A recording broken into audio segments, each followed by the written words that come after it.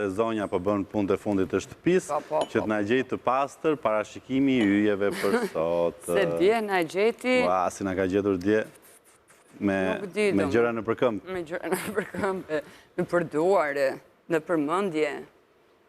Mirëmëngjes, zgjen mirëse. Çka pse ambitesh ti? Çfarë ndodhi dje? Unë tona, ti si ishe, mos u merr më atë. As informacion s'do marrë. Bukur kemi kaluar dje, zgjen, po nuk ta shpjegojmë dot se s'ke qenë, e kupton? Bon edhe se hirë, që në Terezi. Telefonuesit thanë që bëjmë më shpesh. Qa thua? Po mi s'po viun. Tash ti si u bëre që ta kuptojmë, je më mirë? Po, në gaforret e kemi të përhershme. Pikën më dobët të gaforres, googlojnë nga doni, është stomaku. Na vjen keq, shërim të shpejt. Shërim të shpejt, uroj me kaq. Po, aqe kemi një ditë. Nuk është se... është një herë në 2 ditë, do me thënë. Aha, qartë. Të kap të djelen, okej. Po. Këtë javë të vjetë të djelen. Kap ka këtë. Të kapi të djelen. Pastaj të mërkurën që vjen. Si punë oferte, kështu. Mirë që në kemi. Mirë, është ty. Okej. Bukur, si do t'jetë fundjava, duke qenë se presim shumë gjëra të ndodhen, dje nuk patëm mundësi të bëjmë një parashikim, kështu që jemi shumë kurioz të dim. Po, nejse, gjithsesi shqyqyr zotit, dje nuk patëm do një... Se gjithë java ka qenë kaos, jo për gjë. E djeshmja ishte dita qetësisë më duket për të gjithë shenjat. Një gjë që ka ndodhur është që Venus si nga retrograda, duke u kthyer mbrapsht, ka bërritur sërish është kthyer në peshk. Kështu që këtu kemi një ndryshim situatave për disa shenjat, pak të peshqit marrin një formë komforti pak më të mirë, se zakonisht Venusi është një planet që i bën shumë mirë një shenje, edhe kur është retrograd nuk është se shkakton ndonjë problem shumë të madh. Do nisi me shenjat me radhë lidhur me fundjavën, lidhur me energjinë e përgjithshme të gjërave që do ndodhin këto 3 ditët e javës. Po e nisim nga Dashi. Dashi është një shenjë e cila i kishte të 2 planetët me vete, edhe Venusin dhe Mërkurin, por tani ka vetëm Mërkurin në retrograd. Gjithsesi, çfarë kishte për të ndodhur lidhur me sqarimet e shumta dhe lidhur me çështjet e shumta personale në marrëdhënie me njerëzit, në marrëdhënie me kolegët, në marrëdhënie me punën, tani Dashi i ka zgjidhur dhe i ka marrë vendimet. Mund të ndihet ende sikur nuk ka marrë përgjigje, për shembull për ndrimin e një pune, për ndryshimin e një biznesi apo për sqarimin në një raport me dikë, sepse kur njerëzit sqarohen me Mërkur retrograd, sqarimet mbeten të pa plotësuara në një farë forme, kështu që Dashi ndihet ende i pa plotësuar në disa drejtime, por duhet t'ia lëri rrjedhës t'i marrë përsipër këto gjëra, sepse situata do ndryshojë në favorin e tyre në fund fare, kështu që ajo që ka rëndësi në fund të ditës është që Dashi i del borxhi deri në fund. Kalojmë tek shenja e Demit. Për shenjën e Demit, kjo fundjavë do sjellë një sqarim dhe një stabilizim i marrëdhënieve në çift, sepse shumica e demave problemet i kanë pasur në marrëdhënie në çift, partnerët e tyre kanë kërkuar angazhim, kanë kërkuar më shumë kohë, kanë kërkuar vëmendje, ndërkohë demat i është dashur të rregullojnë situatat e punës dhe financiare, sepse padyshim që kjo javë i ka sjellur një çrregullim financiar, një shpenzim të papritur dhe mund të japi ende një shpenzim të papritur që mund të jetë paksa i madh për kapacitetin që Demi mund të pretendojë. Kështu që në këtë fundjavë pritet që të stabilizohen ekonomikisht dhe të sqarojnë marrëdhëniet në çift, duke qenë se pa rregulluar një herë gjërat kryesore, Demi nuk është i qetë për të sqaruar ashtu siç duhet gjërat. Kalojmë tek shenja e binjakëve. Binjakët do kenë goxha zbulime në këtë periudhë, zbulime për fjalë, për thashetheme, për informacione, zbulime mbi përshtypjet që njerëzit kanë krijuar për ta në bazë të fjalëve që janë thënë për të. Kështu që nuk do jetë habi nëse binjakët zbulojnë që nga shoqëria e tyre kanë folur në marrëdhënie në çift, një gjë fshihet, një situatë në prapasken ku shumë persona mund të kenë influencuar partnerët e binjakëve dhe t'i kanë vënë partnerët kundër binjakëve. Pra, ka pasur një pikpyetje të madhe të binjakëve pse njerëzit janë sjellur ashtu siç janë sjellur dhe tani do kuptojnë arsyen pse. Për gjëra mbas edhe të pavërteta, por edhe për gjëra që nuk e ka pritur mendja se janë bërë pas shpinës tyre. Kështu që këtë fundjavë do ta shfrytëzojmë për të hulumtuar, investiguar dhe gjetur pikpyetjet më të mëdha që i ka udhëhequr binjakët së fundmi. Kalojmë tek shenja e Gaforres. Për shenjën e Gafores, Mërkuri në retrograd I ka afektuar më shumë tek rutina, tek energjia e tyre për të punuar dhe tek marrëdhënia me punën. Kështu që Gaforet, pavarësisht se janë një shenjë shumë lunatike dhe zakonisht I japin rëndësi situatave emocionale, duhet I japin shumë rëndësi situatës së karrierës në këtë periudhë, duke lënë më njanë anën emocionale, sepse mund të jetë një periudhë ku nëse dedikohen mund të fitojnë shumë dhe mund të hapen dyert më të mëdha dhe të kenë fitime më të mëdha, por nëse nuk dedikohen mund edhe të humbasin shumë dhe mund ta shohin shumë shpejt pasojën nëse nuk I dedikohen siç duhet. Kështu që le të themi që Gaforia ka një situatë 50-50. Një pjesë e mirë Gaforeve ka ndryshime pune, ndryshime karriere, një pjesë tjetër ka gjetur mundësi të reja dhe po tenton të depërtojë tek këto. Kalojmë tek shenja e Luanit. Për shenjën e Luanit, kjo është një periudhë ku shumë situata, le të themi, marrin fund për mirë ose për keq. Mund të ndahet situata në çift që merret një vendim përfundimtar dhe Luanët vendosin që po, ky person ja vlen, dua të vazhdoj ose jo, nuk mund të vazhdoj me këtë person. Kështu që prandaj them që mbyllja është për mirë ose për keq, varet nga definicioni dhe po ashtu do kërkojnë të marrin pak pauzë nga puna sepse e kanë shumë të nevojshme. Që janar I ka nisur me shumë punë dhe nuk ka reshtur dhe nuk ka pushuar kjo gjë për Luanin. Prandaj nuk do ishte keq të mungonin, pushonin apo I dedikonin vetes ndonjë udhtim. Kalojmë tek shenja e Virgjëreshës.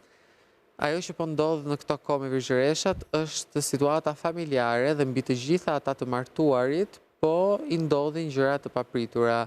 Kështu që Virgjëresha duhet të kenë shumë kujdes me martesat. Pra, për të gjithë ata që janë të martuar, mund të hasin probleme me martesat, mund të hasin tematika si divorci, ndarja e pasurive dhe trashëgimit, mund të kenë të bëjnë me gjyqje dhe të zgjidhin çështje gjyqësore, kështu që është një periudhë shumë kulminante dhe shumë tensionuese për ta, që do merren vendime shumë të rëndësishme. Prandaj, Virgjëresha duhet I hedhin hapat me strategji të sakta dhe me strategji ku t'i paramendojnë mirë gjërat.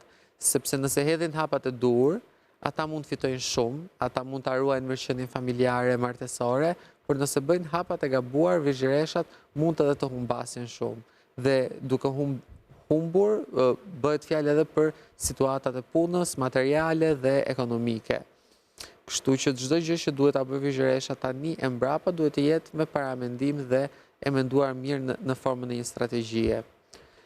Kalojmë tek shenja e Peshores.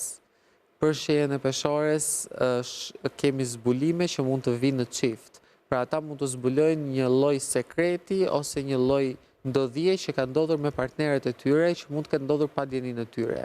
Bëhet fjalë edhe për sekrete të familjarëve të tyre, edhe për situata që janë bërë dhe për të neglizhuar ndonjë konflikt apo debat nuk ja kanë treguar Peshores dhe këtu është ai momenti ku Peshoria tregon atë aftësinë e vet dhe ndezat të llampën, sepse do zbulojë çdo gjë.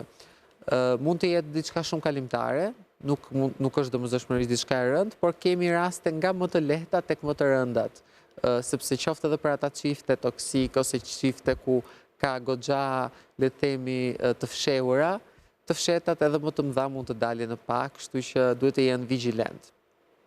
Kalojmë tek shenja e Akrepit.